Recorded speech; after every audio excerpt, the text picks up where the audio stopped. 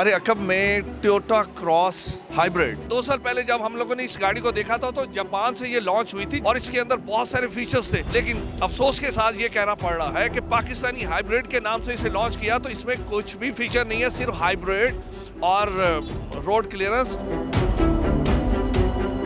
इस गाड़ी को आपने कैसा पाया? अगर कंपेयर करें, इस वक्त क्रॉस एसयूवीज का एक सीजन चल रहा है, बहुत सारी गाड़ियां जो हाइब्रिड भी आ रही हैं, इस गाड़ी को आप कहाँ देखते हैं? वैसे तो गाड़ी बहुत अच्छी है, लेकिन अगर इसको एसयूवीज के साथ कंपेयर करें तो कोई इन्होंने इसमें कोई एक्स्ट्रा फीचर्स नहीं दिए। हाँ, अगर आप इसको कंपेयर करें किसी सेडान कार के साथ जैसे ग्रैंडी है, सिविक है, उसके हवाले से इस गाड़ी में बहुत सारे फीचर्स हैं। टोयोटा ये क्लेम कर रहा है कि ये वाला जो यूनिट लोकल है तो इसको पाकिस्तान के हिसाब से मैन्युफैक्चर किया गया है, इधर के रोड के हिसाब से, इधर के वेदर के हिसाब से, उस लिहाज से इसको मैन्युफैक्चर किया। इस वजह से इसका रिस्पॉन्स तो खैर अभी तो बहुत अच्छा आ रहा है। अब आगे ये अपनी मार्केट बना पाता है या नहीं, इसका भी कुछ कहा नहीं जा सकता, क्योंकि इसके मुकाबले में जो एसयूवीज दूसरी हैं जैसे किया स्पोर्टेज है, उसके अलावा ट्यूसन है, एमजी है, उसको बीट करना इसके लिए ज़रा मुश्किल है। हाँ, अगर आप इसको देखें हाइब्रिड कैटेगरी में जैसा कि हैवल है, उसकी वो तकरीबन 1 करोड़ 20 लाख रुपया उसकी जो है वो मालियत है, तो उसमें ये 1 करोड़ में यानी 20 लाख रुपए कम प्राइस में अगर ये टोयोटा ने लॉन्च किया है तो उस लिहाज से इसको देखा जाए तो इसके चांस हैं कि ये अपनी मार्केट बना लेगी गाड़ी।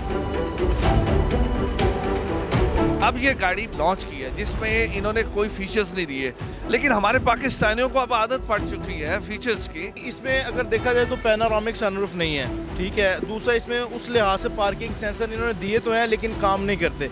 ऑनेस्टली कल मैंने चेक किए हैं, इसके पीछे बूट के नीचे पाँव किया तो इसकी जो है ना बूट ओपन नहीं हो रहा था। वो 3-4 दफ़ा ट्राई करने के बाद यानी उस तरह से फंक्शनल नहीं है जिस तरह होने चाहिए थे। 7 एयरबैग्स हैं, ABS है, VSC है, व्हीकल स्टेबिलिटी कंट्रोल है, 220 mm इसकी ग्राउंड क्लियरेंस है। हाइट की बात करें तो 1820 mm जो है इसकी हाइट है, 4460 mm जो है इसकी लेंथ है। LED प्रोजेक्शन लैंप्स हैं जी के, जो कि हाइट के मुताबिक खुद एडजस्ट होते हैं। डबल शेड में आपको फोग लाइट्स नजर आती हैं। और नीचे आप ये बम्पर का रिव्यू देख रहे हैं, रोड क्लियरेंस इसकी बड़ी ज़बरदस्त है। साइड सेंसर्स हैं जो कि आपको पार्किंग के टाइम ड्यूरिंग ड्राइव जो है वो हेल्पफुल होते हैं। ब्रिजस्टोन के टायर हैं विद 7 इंच अलॉय रिम जो कि डायमंड कट में है। बैक व्यू कैमरा है इसमें, 7 इंच की इसकी MID है जो कि स्टीयरिंग के थ्रू भी आप कंट्रोल कर सकते हैं। गाड़ी में एक्चुअली 3 टाइप्स के मोड्स हैं, पावर मोड है, EV मोड है, इको मोड है। 2 साल पहले ये पिटा हुआ मॉडल दोबारा लॉन्च कर रहे हैं। जब ये इन्होंने जापानी के नाम से लॉन्च किया था इसके अंदर फीचर्स थे, अब इसमें एक भी फीचर नहीं। आपको पता है यहाँ पे पाकिस्तान है, इतने पैसों में ये कुछ मिल जाना भी गनीमत है। अगर देखा जाए अकॉर्डिंग टू प्राइस, दुख के साथ कहना पड़ता है कि उस तरह से ये इसमें फीचर्स नहीं है जो होने चाहिए थे।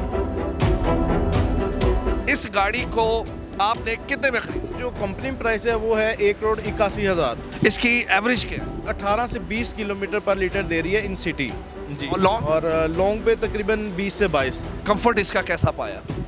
कंफर्ट गाड़ी है, मैंने खुद ड्राइव की है, बिल्कुल जो जैपनीज कार वाली फीलिंग है, क्योंकि है ही जैपनीज, तो जैपनीज कार वाली फील इसमें है। वो कंफर्ट है। टायर इसके जर्नल टायर जी से जनरल के दे, जनरल के एज यूजुअल आपको पता है कि वो पाकिस्तानी है। ये कौन सा वेरिएंट? ये फुल ऑप्शन है हाइब्रिड। एक वेरिएंट और है वो विदाउट सनरूफ है और उसकी प्राइस भी कम है। लेकिन क्या प्राइस? वो तकरीबन ऑलमोस्ट मेरे ख्याल से 90 के करीब है। इसी के साथ अपने मेजबान आगा हैदर को इजाजत दें। नेक्स्ट एक नए प्रोग्राम के साथ हाजिर होगा, तब तक के लिए खुदा हाफिज।